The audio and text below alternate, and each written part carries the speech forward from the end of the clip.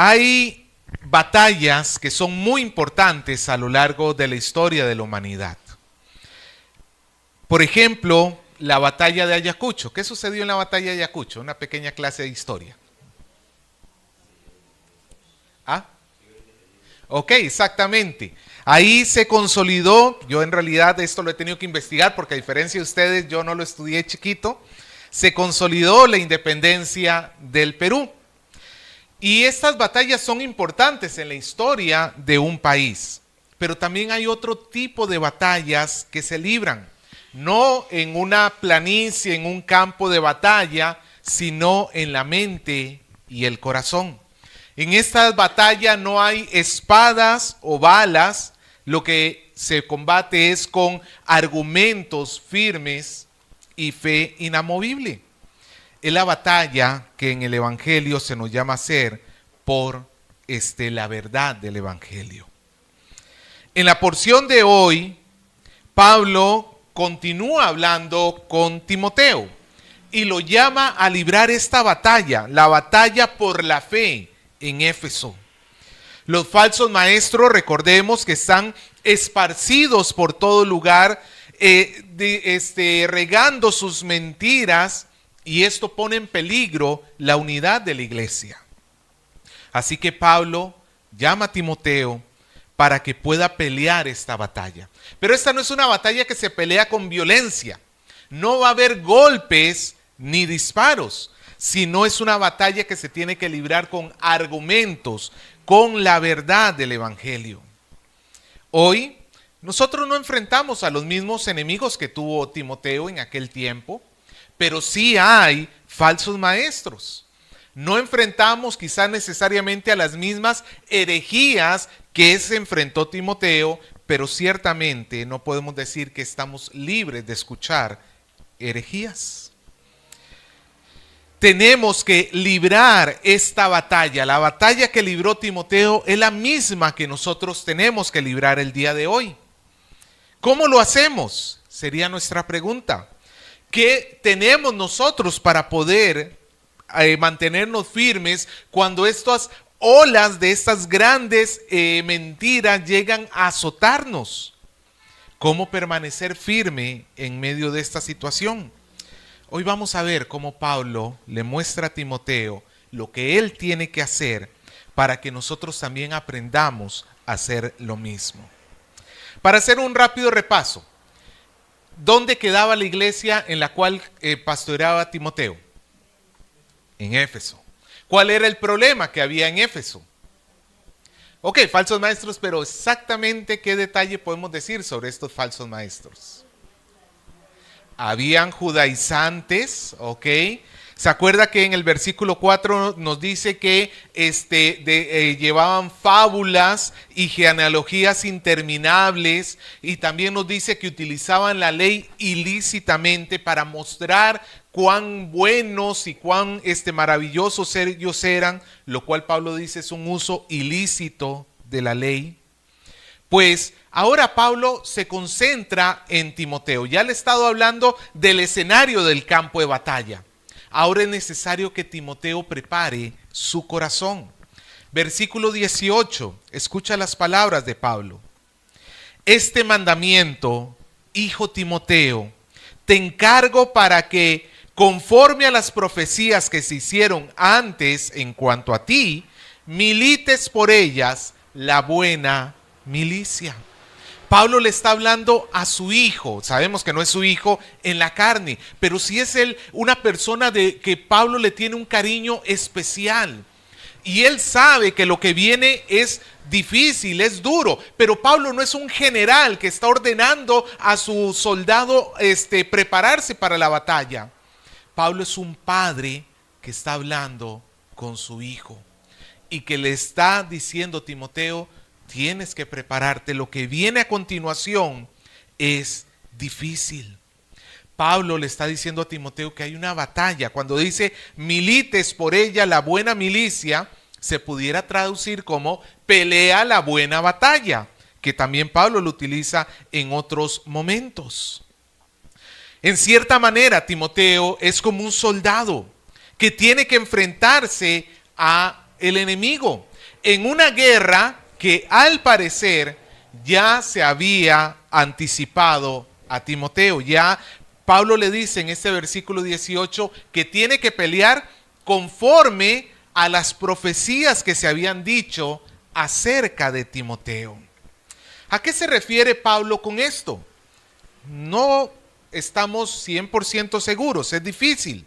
Sí sabemos que, por ejemplo, en el mismo caso de Pablo, cuando Pablo se convirtió, Dios dio una profecía sobre lo que iba a ser el ministerio de Pablo. Usted recordará en Hechos capítulo 9, cuando Pablo se convirtió, que Dios habló con un hombre llamado Ananías, que tenía que ir donde Pablo para ayudarlo en estos primeros momentos de su cristianismo. Y el Señor le dijo a Ananías acerca de Pablo: ve, porque instrumento escogido me es para llevar mi nombre en presencia de los gentiles, de reyes y de los hijos de Israel, porque yo le mostraré cuánto le es necesario padecer por mi nombre. Dios había dado una profecía y se cumplió al pie de la letra. Cuando vemos la vida de Pablo, vemos que se ajusta perfectamente a lo que está diciendo aquí el Señor. Se tenía que presentar ante gentiles, se tenía que presentar ante reyes, ante el pueblo de Israel, y sobre todo que su ministerio iba a estar caracterizado por viajes en barco y vacaciones felices en la playa. ¿Cómo iba a ser el ministerio de Pablo? Con mucho sufrimiento. Había una profecía y se cumplió. Puede ser que haya sucedido algo así con Timoteo, aunque no se nos registra en las Escrituras, porque la primera vez que se menciona a Timoteo en Hechos capítulo 16, ya lo encontramos sirviendo juntamente con Pablo. Otras personas creen que quizás fue una profecía que el Señor trajo durante la ordenación de Timoteo como pastor, donde quizás incluso fue el mismo Pablo quien Dios usó para hablar sobre cómo iba a ser el futuro ministerial de Timoteo. La cuestión es que nosotros no sabemos exactamente cuál profecía es, pero Pablo y Timoteo lo saben bien. Pablo no quiere recordarle a Timoteo todas las palabras de esta profecía. Lo que quiere recordarle es que hubo esa profecía.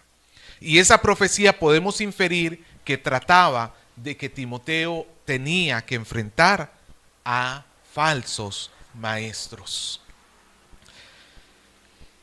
Así que esta batalla que fue anunciada en otro tiempo a Timoteo, finalmente había llegado.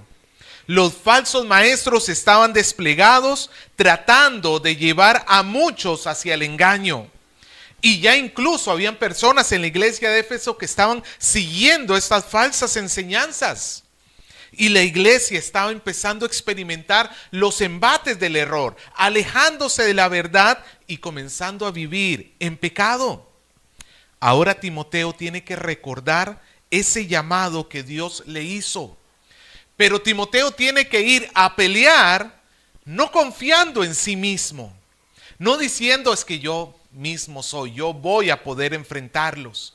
Timoteo tiene que ir a pelear contra ellos confiando en el que lo llamó, no en su propia capacidad. La fortaleza de Timoteo sería, como Pablo más adelante diría a los mismos efesios: fortaleceos ¿en quién? En el Señor y en el poder de su fuerza, para que podáis estar firmes en el día malo, ¿no es cierto? Timoteo tendría que recordar quién es el que lo llamó, el Señor Jesucristo, el mismo que en Mateo 28, 18 dijo: toda potestad me es dada en el cielo y en la tierra. Y un poco más adelante terminó diciendo: y he aquí yo estoy con vosotros todos los días hasta el fin del mundo. Amén. Timoteo tiene que comenzar, o mejor dicho, fortalecerse en el Señor y mantener su fe puesta en el Señor. Y como toda batalla, Timoteo no va a poder esperar que esto sea algo fácil, Si fuera fácil no sería batalla, por supuesto. Van a venir sufrimientos, van a venir momentos duros y difíciles. Son cuestiones que todo aquel que se atreva a tomar el arado del Señor tiene que tener en cuenta. La vida cristiana no es fácil. Ese asunto de pare de sufrir es una mentira que no está asociada con el Evangelio. El que sigue al Señor puede esperar que en su caminar vengan momentos difíciles, vengan momentos de dolor. Pablo mismo había experimentado lo mismo. Pablo mismo sabía que el Señor le había advertido a él. Más adelante en el capítulo 20 del libro de los Hechos, Pablo dice que él sabe que tiene que ir a Jerusalén. Dios lo está mandando a Jerusalén. Pero juntamente con ese llamado a Jerusalén, Dios le está advirtiendo por muchas personas de que van a venir momentos difíciles. Pablo dice en Hechos 20:22, ahora, he aquí, ligado yo en espíritu, voy a Jerusalén, sin saber lo que allá me ha de acontecer, salvo que el Espíritu Santo por todas las ciudades da testimonio diciendo que me esperan prisiones y tribulaciones. Pero de ninguna cosa hago caso, ni estimo preciosa mi vida para mí mismo, con tal de que acabe mi carrera con gozo y el ministerio que recibí del Señor Jesús, para dar testimonio del Evangelio de la gracia de Dios. Para Pablo habría algo más importante que su propia vida. Para Pablo más importante que su vida, ¿qué era? El Evangelio, el reino del Señor. Era más importante que el Evangelio creciera, así él tuviera que sufrir. Y ese es el llamado que el Señor hace a los suyos. Nosotros pertenecemos a algo que es muchísimo más grande que nosotros. Algo que si de alguna manera podemos ayudar a expandir el Evangelio, va a haber valido la pena cualquier sufrimiento que podamos experimentar en este mundo. Cristo y su reino valen la pena. Cristo y su reino nos es para nosotros un motivo más que suficiente si tenemos que sufrir y aún perder la vida, si es que es necesario. Así que vienen estos momentos difíciles, pero Pablo sabe que el Señor va a fortalecer a Timoteo. Ahora, quizás tú digas, pero a mí nadie me ha llamado a la batalla. Yo no he escuchado profecía alguna que diga que yo tengo que sufrir por el Evangelio.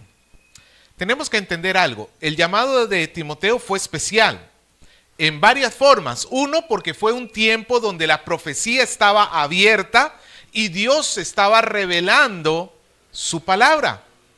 Y el ministerio de Timoteo iba a quedar impreso en las páginas de la Biblia. Entonces, pues él tiene en ese sentido un llamado que puede distanciar del llamado de cualquiera de nosotros. A mí, cuando me llamaron al ministerio, no escuché ninguna profecía diciendo absolutamente nada. Pero ciertamente no hace falta tener tal profecía, porque Dios es el que da testimonio en nuestro corazón y nos llama a poder servirles. Sí, vivimos en un tiempo donde la profecía cesó, pero vivimos en un tiempo donde los peligros del Evangelio siguen allí, los enemigos del Evangelio siguen batallando, donde ahora tenemos nuevas versiones de antiguas herejías, donde constantemente se está tratando de hacer que la iglesia se desvíe de la verdad.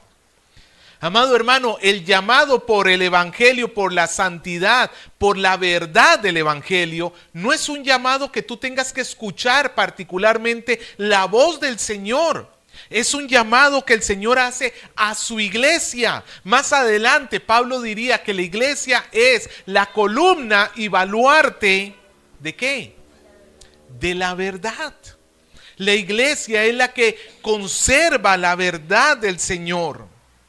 Así que todos nosotros, receptores de esta verdad, de esta fe, todos nosotros estamos llamados a cuidar de que el evangelio no se mezcle con el error. Pero ¿cómo podemos hacerlo? Sigamos viendo lo que Pablo le dice a Timoteo, versículo 19. Manteniendo la fe y buena conciencia. Dos cosas que Pablo le pide a Timoteo que no descuide. ¿Cuáles son? La fe y la buena conciencia. La fe. ¿Qué significa que Timoteo tenía que mantener la fe? Para algunos, fe significa simplemente creer. Y esto pues conlleva que le llamemos fe a cualquier tipo de creencia. Si yo creo algo lo suficiente, si yo creo algo con todo mi corazón, eso es fe. No, eso no es fe. La palabra de Dios es lo único en lo cual nosotros podemos depositar nuestra confianza, y solo entonces se puede llamar a eso fe. Pero en términos generales, cuando hablamos aquí de fe, estamos hablando de nuestro cuerpo de enseñanzas, de las doctrinas que encontramos en las Escrituras, de el estudio sincero y pleno de la palabra de Dios. Timoteo no tiene que alejarse, tiene que mantener, aferrarse, no descuidar.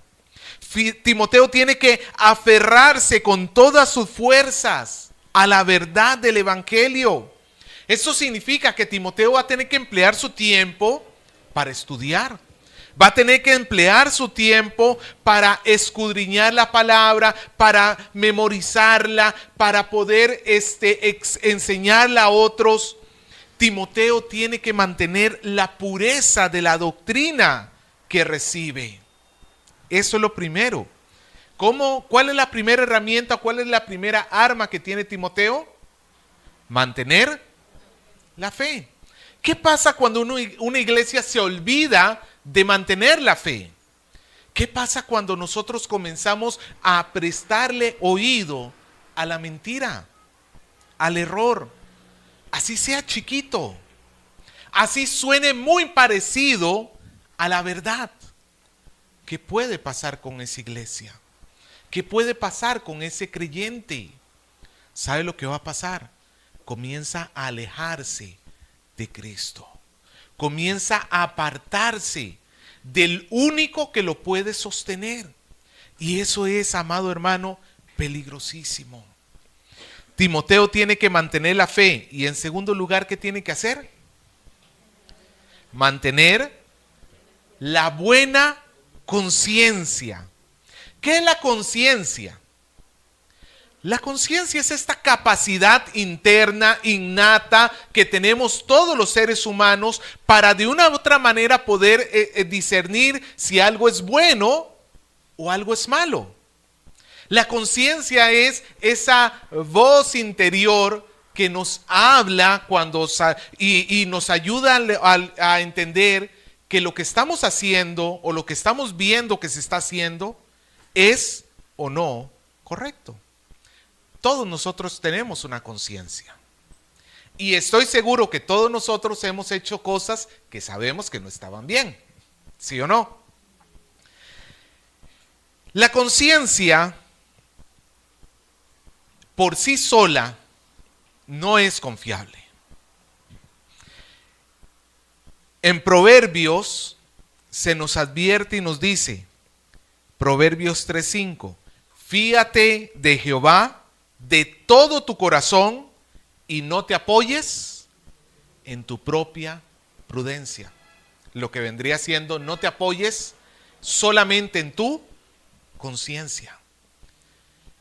La conciencia por sí sola está dañada por nuestro pecado, por la naturaleza caída que nosotros como seres humanos nacemos ya de por sí.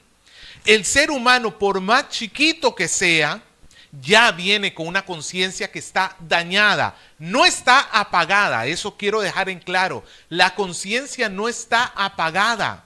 Todavía una persona, aunque no sea cristiana, en términos generales va a poder escoger muchas veces bien entre lo bueno y lo malo.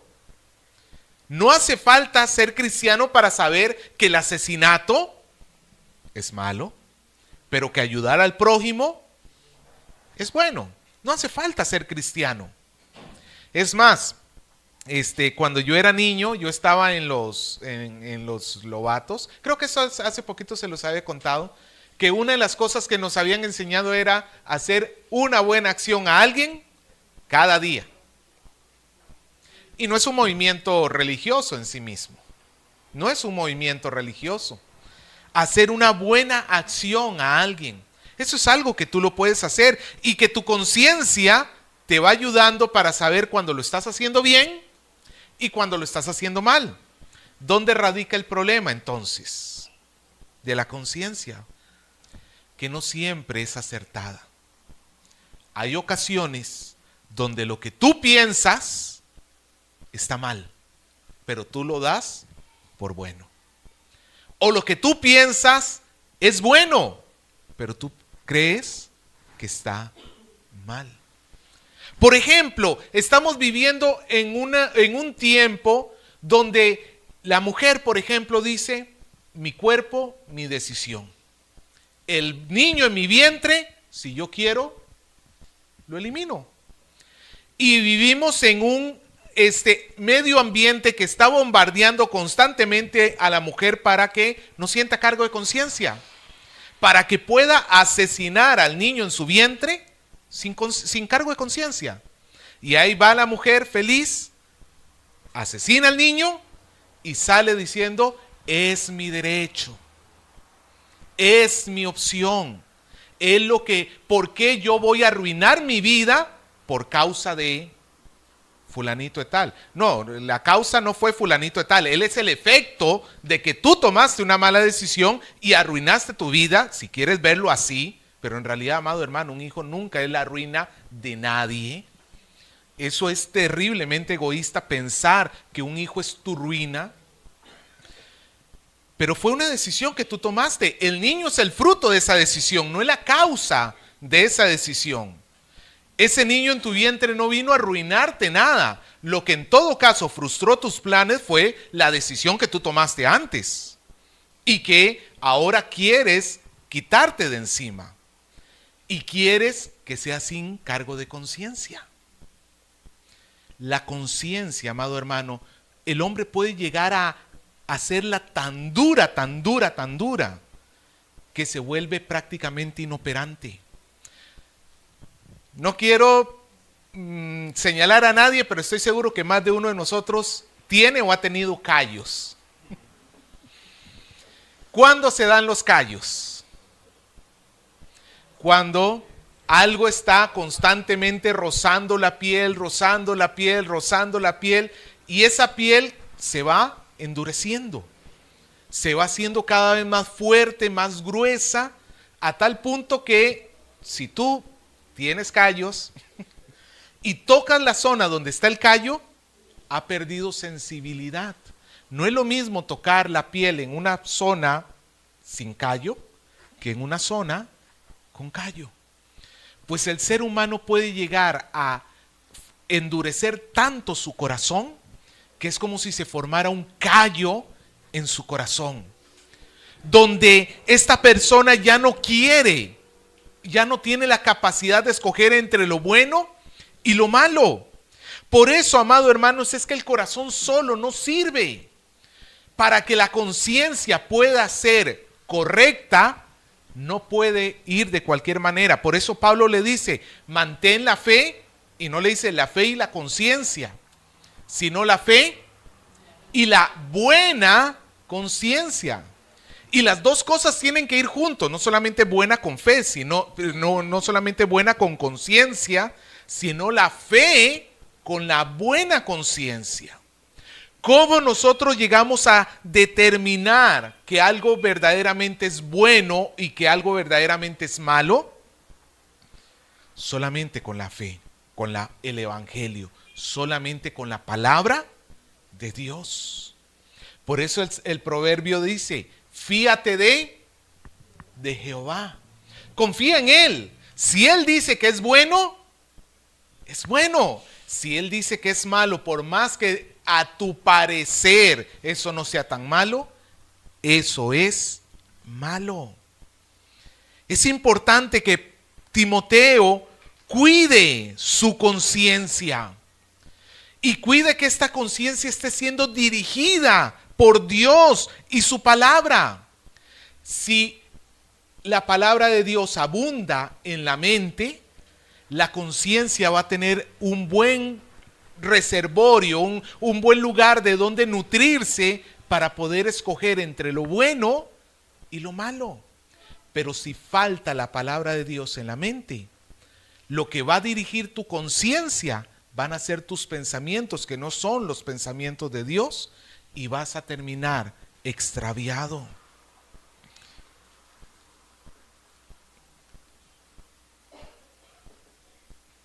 Timoteo debe cuidar la fe y la buena conciencia. Esto es importantísimo. Él no puede descuidar ni uno ni otro, porque ambas cosas son medios por los cuales Dios dirige a su pueblo, encaminando su camino por la voluntad de Dios. Cuando tú te enfrentas a una decisión, no necesariamente lo que tienes que decidir está escrito en la Biblia. Hay ciertas cosas que son como grises, que no se nos dice si se puede o no se puede hacer. Y en esos casos conviene confiar en la conciencia que Dios nos da, entre tanto que estemos apoyándonos en el Señor.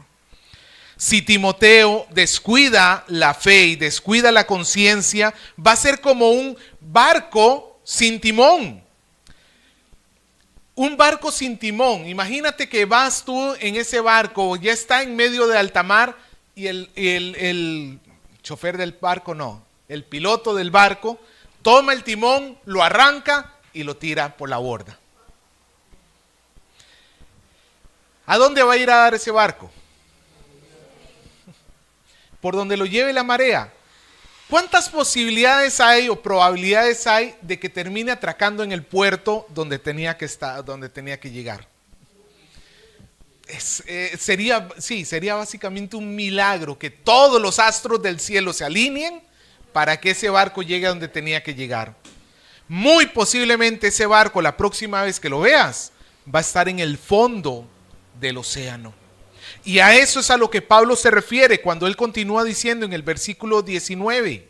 Pablo sigue diciendo, manteniendo la fe y la buena conciencia, desechando la cual, ¿esa la cual a qué se refiere?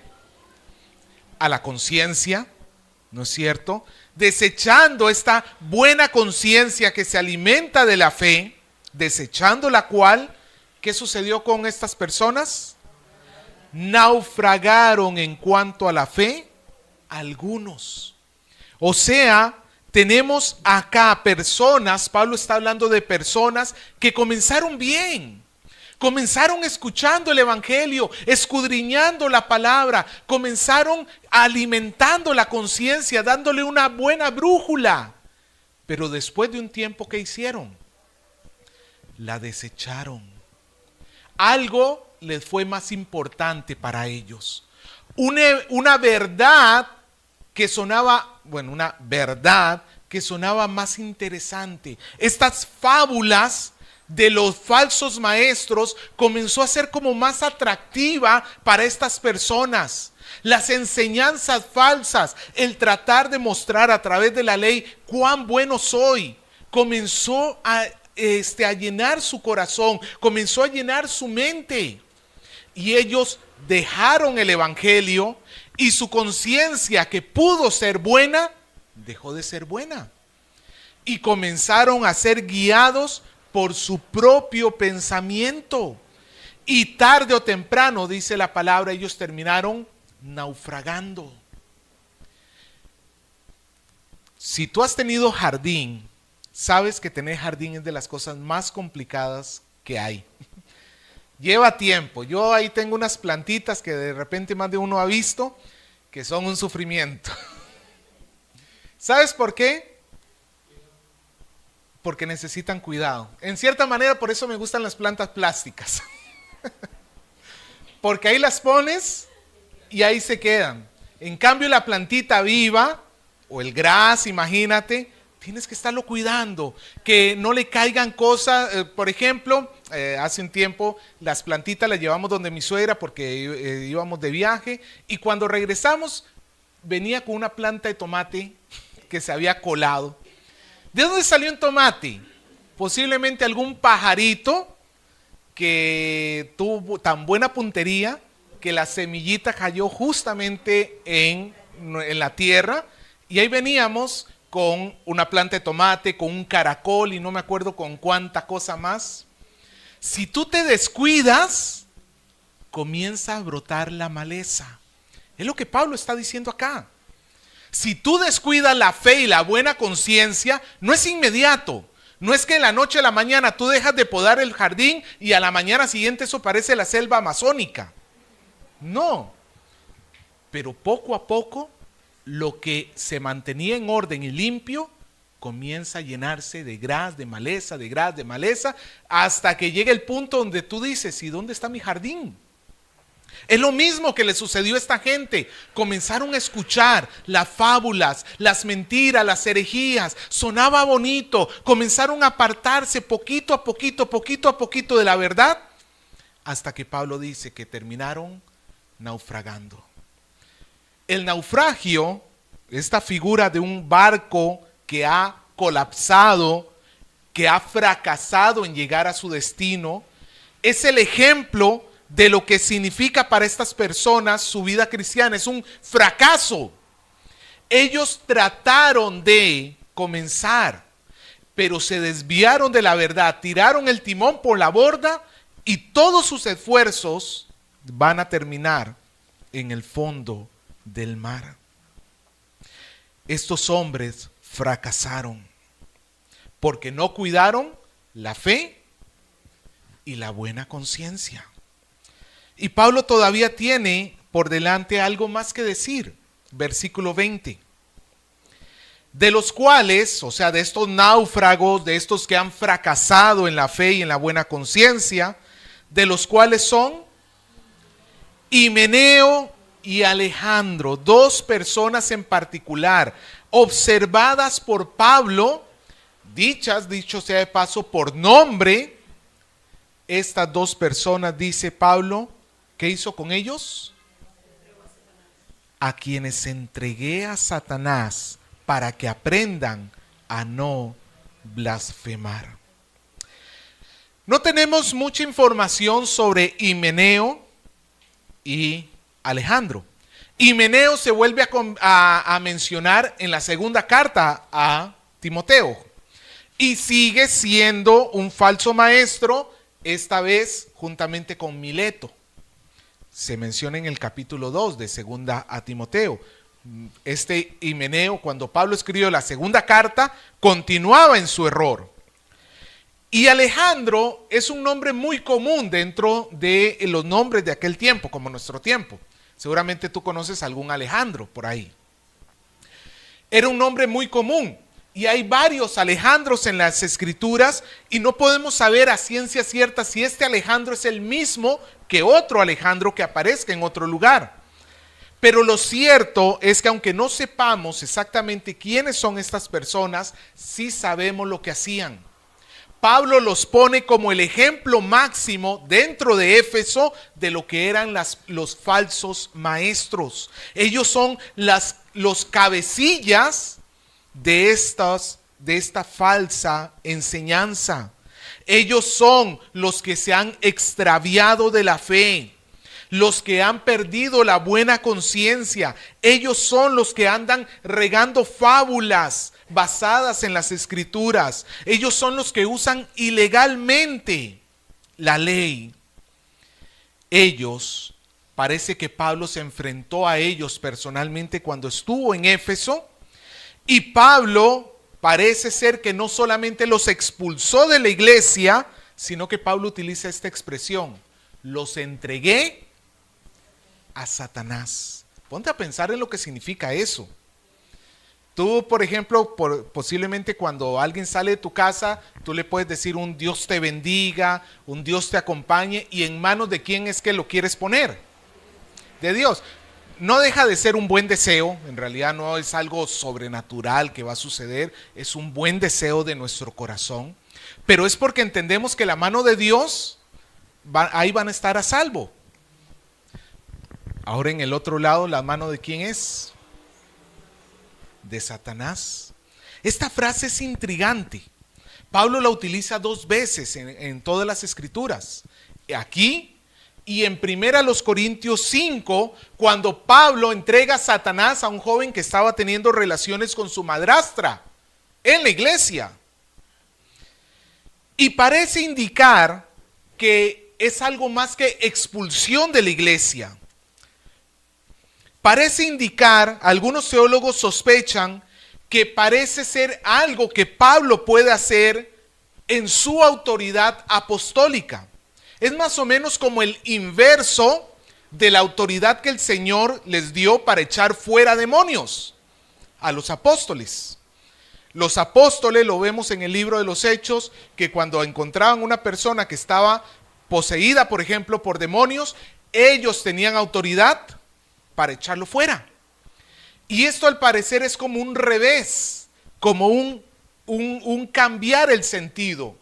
Es donde esta persona que no ha aprovechado de la gracia, que ha despreciado la palabra de Dios y que está contaminando a la iglesia, ha llegado en un punto tal donde no solamente es que se le expulsa de la iglesia, sino que Pablo tenía en ese sentido una autoridad apostólica para poder permitir que Satanás pueda afectar su vida de una manera que normalmente no lo haría.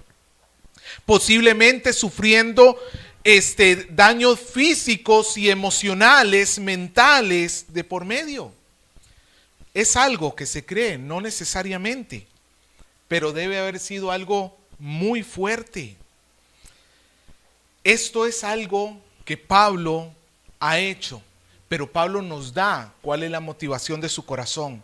¿Por qué Pablo lo ha entregado a Satanás? ¿Cuál es el objetivo? Versículo 20. ¿Por qué Pablo lo entregó a estas personas a Satanás? Para que aprendan a no blasfemar. Aún aunque haya sido una medida muy fuerte por parte de Pablo, ¿cuál es su fin? Su fin es la corrección de ellos. Su fin es que ellos lleguen a un estado tan grave, tan doloroso, tan difícil, que puedan reflexionar entre el error que han hecho, para que, si Dios les da la gracia, dejen de blasfemar contra el Señor. Ahora, nos tendríamos que preguntar, ¿podemos nosotros el día de hoy entregar a alguien a Satanás? Va a depender. Si entregar a Satanás simplemente significa echar a alguien de la iglesia, la respuesta es sí podemos. La iglesia, el cuerpo pastoral, tiene autoridad dada por Dios para que un falso maestro, después de una y otra amonestación, se expulse de la iglesia. Eso se puede hacer. Pero si entregar en las manos a Satanás significa que de alguna manera se pueda abrir la puerta para que Satanás haga cosas con esa persona que de otra manera no podía hacerlo, pues eso fue con los apóstoles, y terminado el tiempo apostólico se habrá terminado esto. Es algo que, dicho sea de paso, a mí ni siquiera me gustaría tener el poder de hacerlo. Tú sabes lo que sería equivocarte.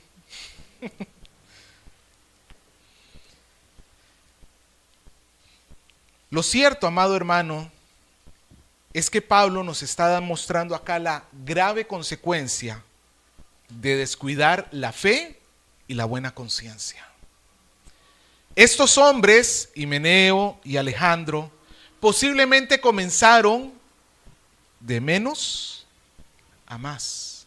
Primero prestando atención aquel falso maestro que decía tal cosa, luego tratando de entender la Biblia, no como se ha mostrado a lo largo de los siglos, sino haciendo sus interpretaciones privadas, propias. Yo creo que la Biblia tiene que significar esto, yo creo que, y comenzar a tomar parte de la Biblia, esto sí, esto no, esto aquí, esto acá, acomodando las ideas a mis pensamientos. Estas personas comenzaron posiblemente en la iglesia como cualquiera de nosotros, pero tal fue su descuido, tal fue la dureza de su corazón, fue tan grande el callo en su corazón que ya no había más que hacer que entregarlos a Satanás. Y esto no es algo que solamente sucede en aquel tiempo. Hoy tenemos una gran cantidad de pseudo religiones cristianas que muchas han nacido en el seno de iglesias sanas. Sus fundadores de estas iglesias, testigos de Jehová, mormones, etcétera, personas que crecieron en una iglesia, que aprendieron la verdad del evangelio originalmente. No son personas que dijeron, voy a crear mi iglesia, voy a agarrar la Biblia y la voy a distorsionar todo lo que quiera para poder enseñar mis herejías. No, son personas que comenzaron aprendiendo la palabra como tú y como yo. Como tú y como yo. No eran diferentes. Pero en algún momento descuidaron la fe y la buena conciencia y se comenzaron a separar. Se comenzaron a apartar. Y su fe naufragó. Yo pregunto, ¿tú quieres seguir el camino de ellos? Amado hermano, es que es como dicen, todos pensamos que eso le sucede a otra gente. Pero cuando vemos un caso en medio de nosotros es ahí cuando nos damos cuenta. ¿Te acuerdas cuando recién comenzó el COVID? ¿Dónde está? En Europa, en Estados Unidos. Estamos bien acá. Luego, ¿dónde está? Allá llegó al Perú, pero está allá en aquel barrio. Y luego cuando escuchabas que el vecino ya se había enfermado. Todos pensamos que son cosas lejanas, que a nosotros nunca, hasta que llegó a nosotros, ¿no es cierto? O sea, después del vecino, fui yo. Amado hermano, es lo mismo acá, es lo mismo. Si tú te descuidas, si tú tomas a poco la palabra de Dios, tus estudios, tu tiempo de oración, tu poder compartir como iglesia, tu comunión con otros hermanos, si tú comienzas a abrazar falsas enseñanzas, por más novedosas y simpáticas que suenen, solamente pueden llevar a un destino: fracasar en la fe. Pero, por el contrario, si seguimos el ejemplo de Timoteo, ¿qué tenía que hacer Timoteo? Fortalecerse en aquellas cosas. No conformarse con lo que conocía de la palabra, necesitaba mantenerse creciendo en ella. No conformarse simplemente con lo que pensaba. Su conciencia tenía que ser cada vez mejor, guiada por el Señor. Y entonces él iba a poder combatir con la mentira. Mira la diferencia. ¿Dónde está Timoteo hoy? En la presencia de Dios. ¿Dónde está Himeneo y Alejandro si no se llegaron a arrepentir de sus pecados? Si no se arrepintieron, están en el infierno y sufriendo todavía peor condenación por haber estado tan cerca de la gracia y rechazarla, y peor aún por haber enseñado al error. Eso es peor todavía. ¿Cuál camino quieres tú? Porque, amado hermano, tú no te puedes mantener en el centro.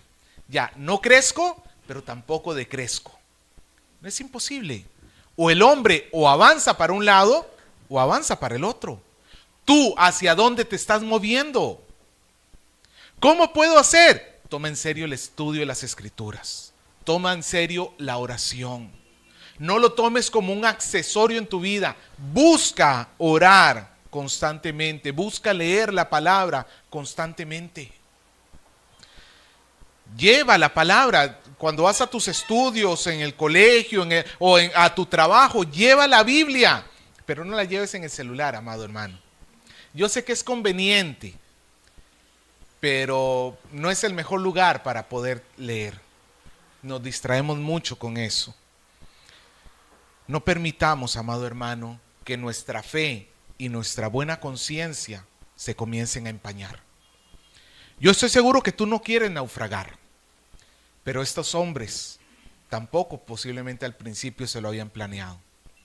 Timoteo tiene que ser fiel y nosotros también tenemos que ser fieles.